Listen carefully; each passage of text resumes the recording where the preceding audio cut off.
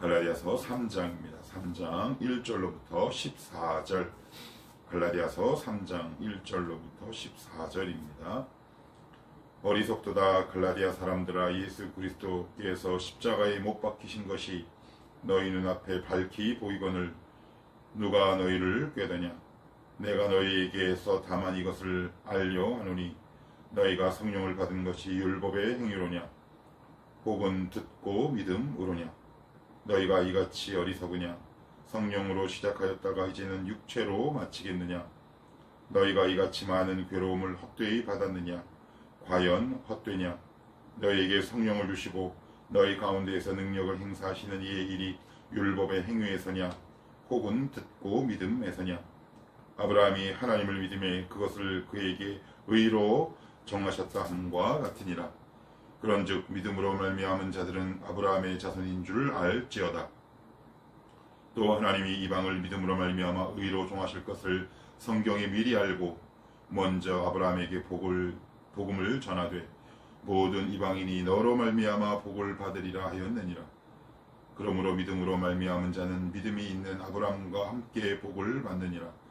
무릇 율법 행위에 속한 자들은 저주 아래에 있나니 기록된 바 누구든지 율법책에 기록된 대로 모든 일을 항상 행하지 아니하는 자는 저주 아래에 있는 자라 하였습니다.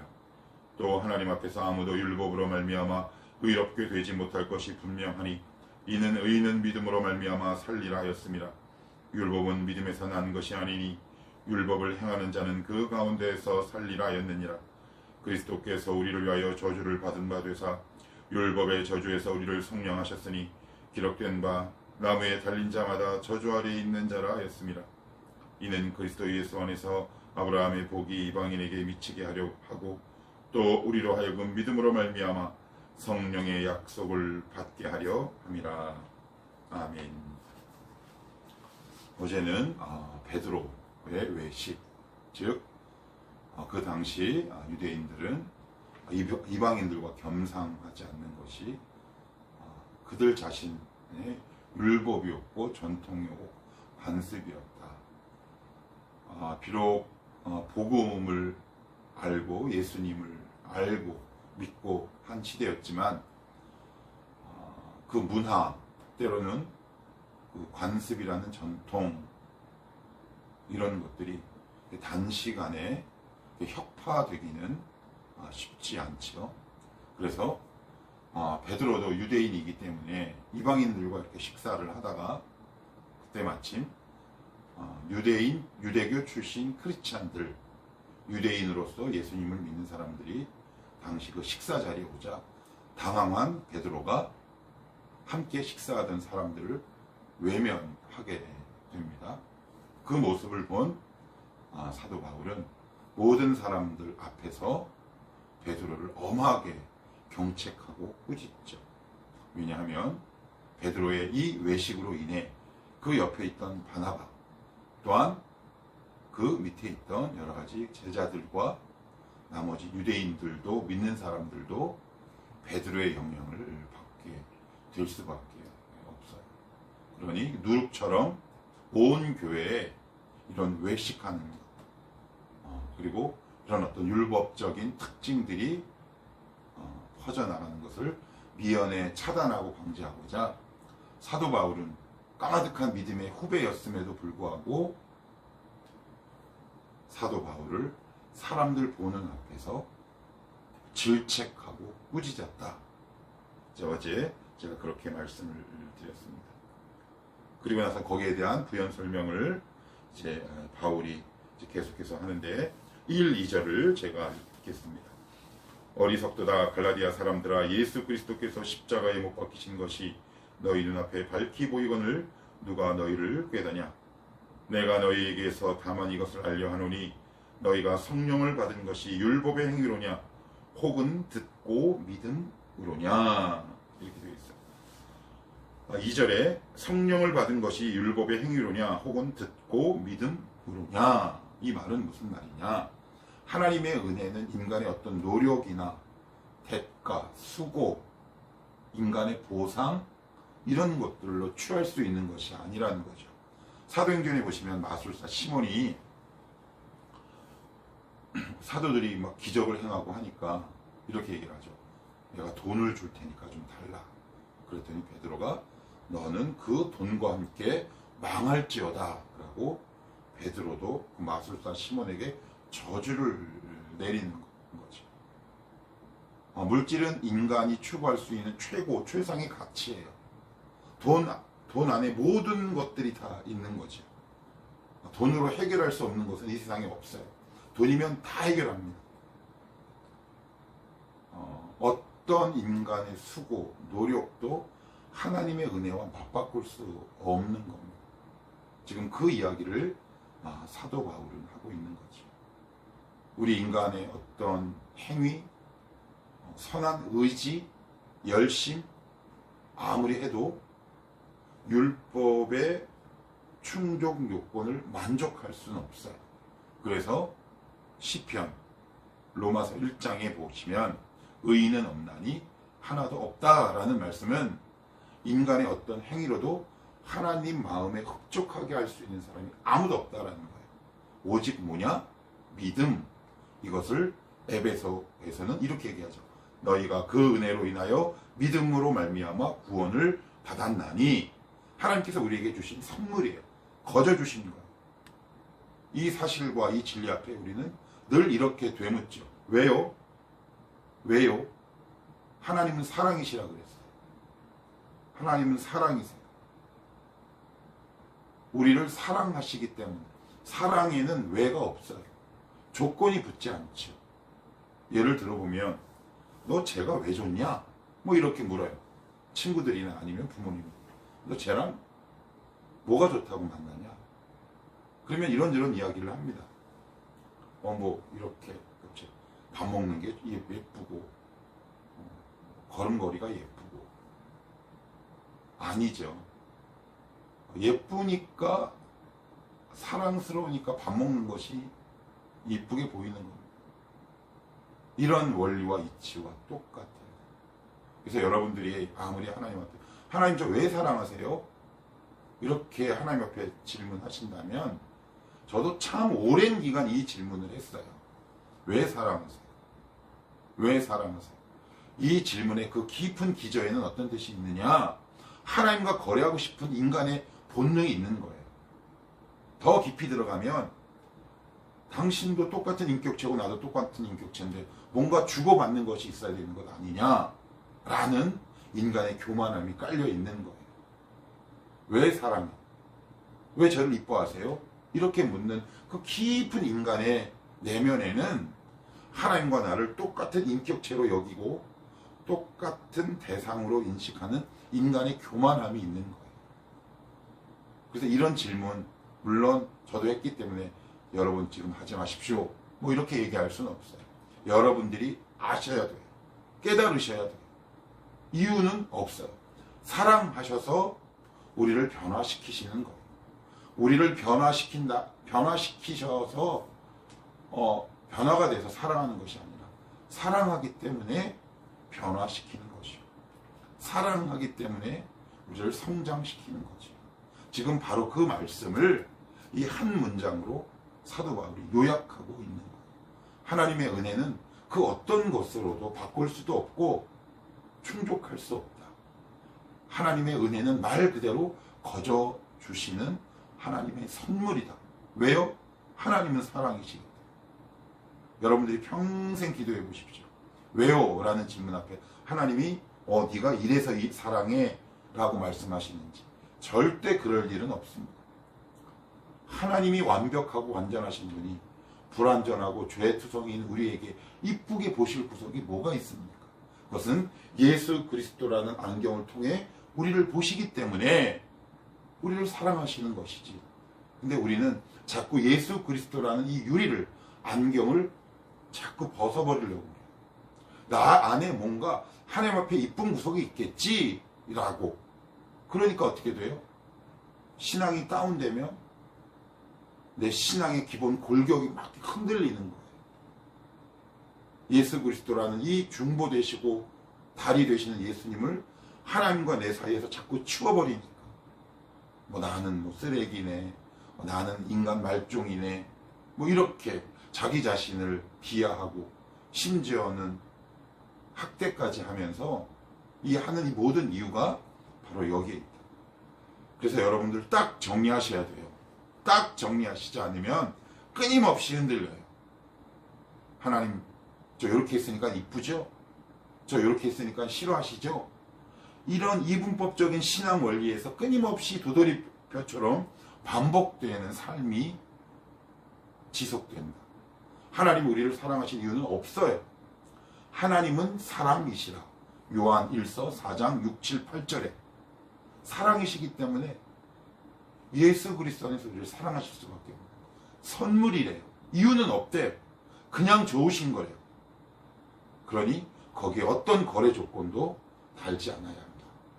근데 자꾸 인간이 율법적으로 뭔가 행동하려고 한다는 것은 주님과 거래하고 싶은 마음이 있는 것이고, 더 깊은 내면 안에는 당신도 똑같은 인격체, 나도 똑같은 인격체인데 어떻게 일방적으로 받아?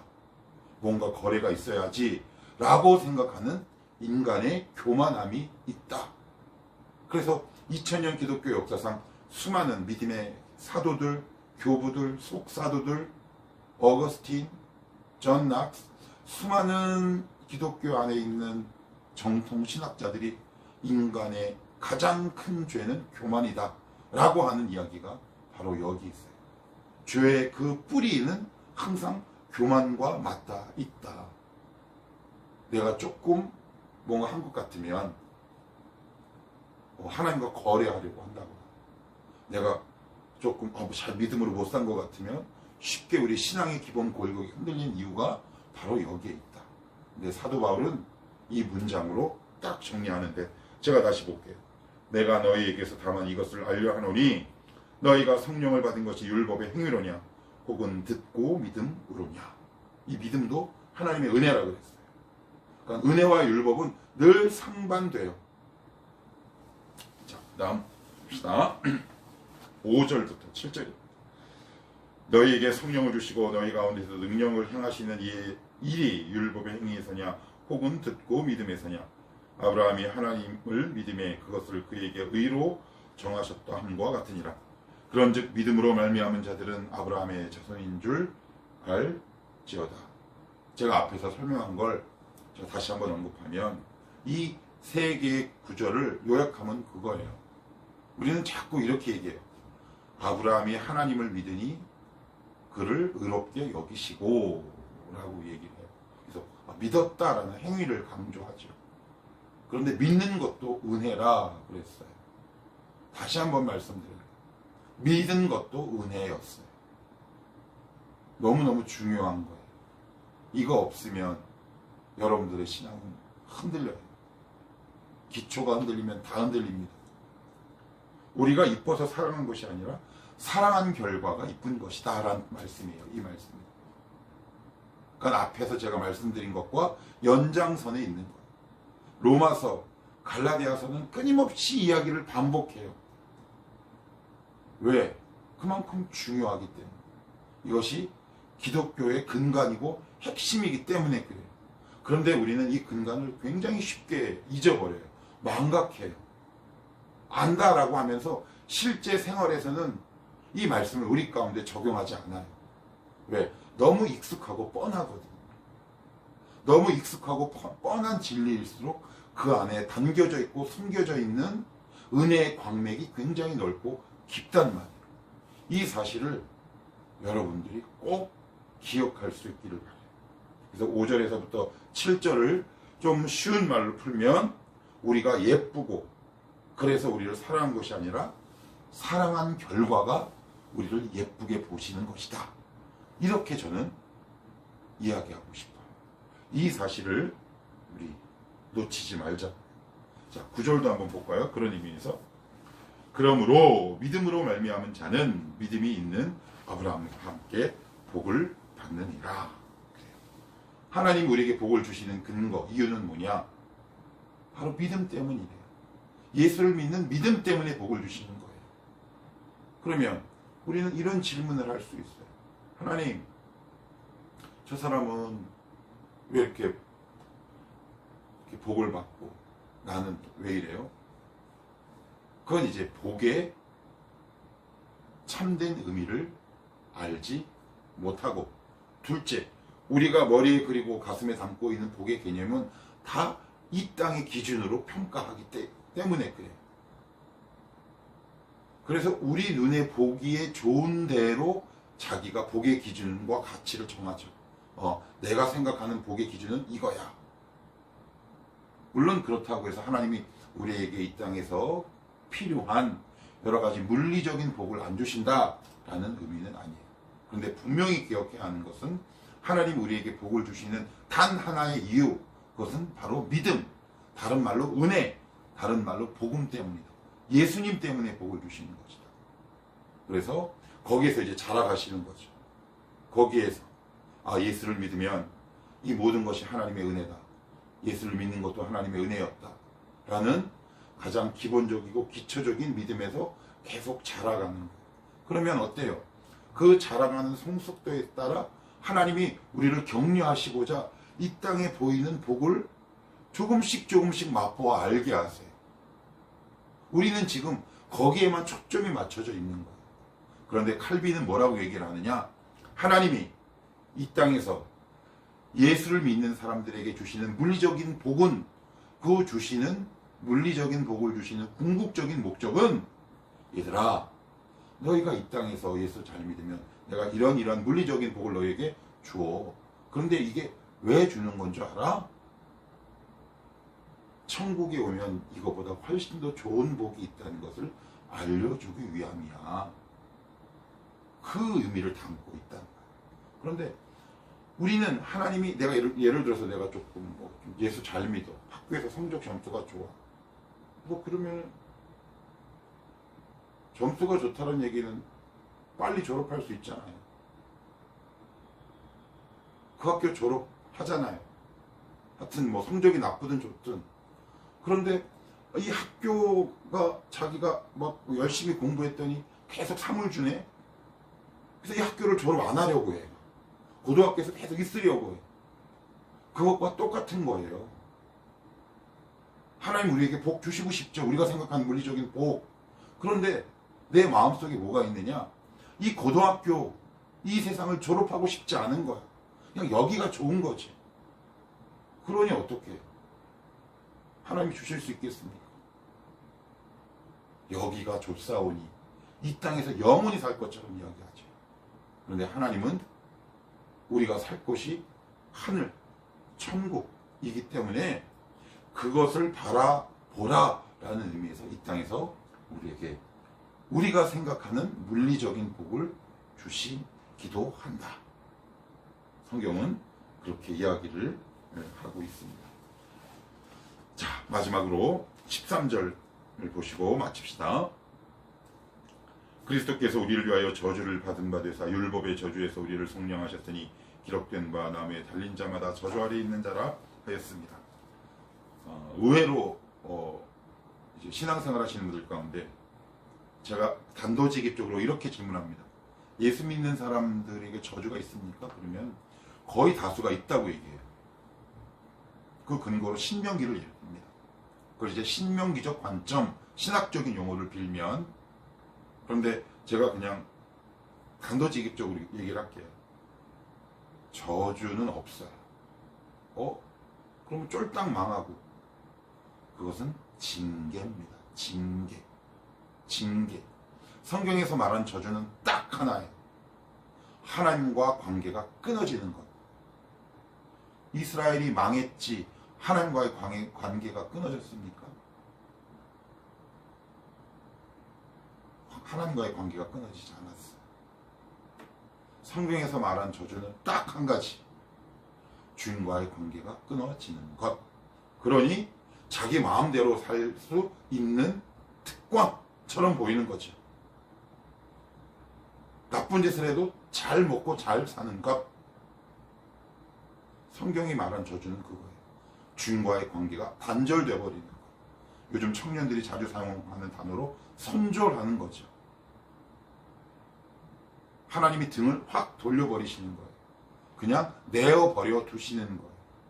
그러면 우리 믿는 자에게 저주처럼 보이는 고난이 때로는 올 수 있어요. 욥이 그랬고요. 이스라엘 백성이 그랬고요. 야곱은 또 어떻습니까? 그런데 이 모든 것들, 우리 눈에 저주처럼 보이는 이 가혹한 이 모든 것들은 히브리서 12장에 의하면 징계가 없는 자는 사생아 이거늘, 이런 말씀이 나오죠. 정리하면 그리스도 안에서 더 이상 저주는 없어요.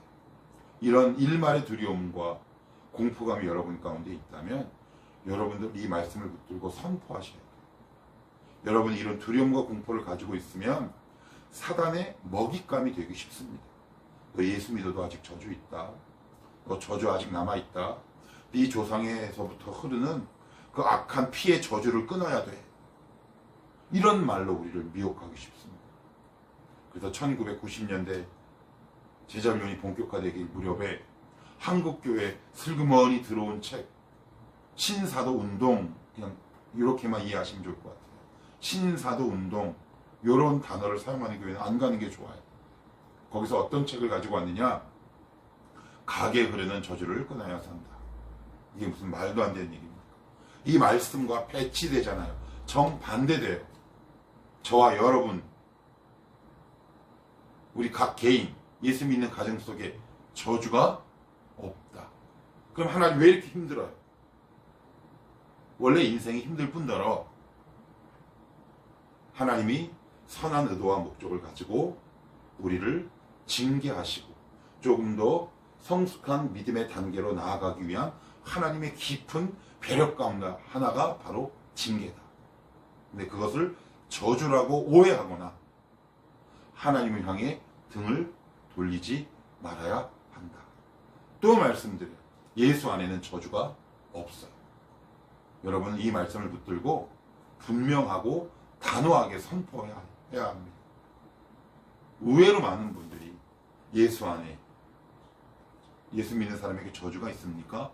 그럼 고개를 이렇게 갸웃하거나 있지 않을까요? 그러면 예수님이 왜 돌아가셨습니까? 그 죽음의 효력과 의미가 무슨 의미가 있겠습니까? 더 쉬운 얘기로 저주가 큽니까? 예수님이 큽니까?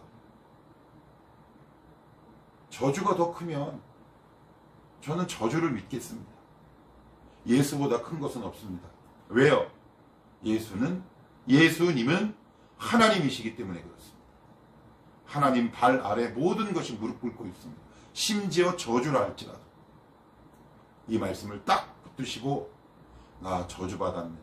이런 쓸데없는 성경을 모르는 우매한 말과 행동 입술로 내뱉지 마시고 오늘도 이 복음을 나에게도 선포하시고 이 가정에게도 선포하셔서 더 이상 우리 속에 저주는 없음을 인하여 감사합니다. 하나님, 예수 그리스도로 인해 원래 저주받은 우리를 하나님 자유케 하시고 해방하게 해주시니 고맙고 감사합니다. 오늘도 이렇게 선포하심으로 자유인으로, 해방인으로 당당하고 멋지게 살아갈 수 있는 저와 여러분이 되시기를 축복합니다. 기도합시다.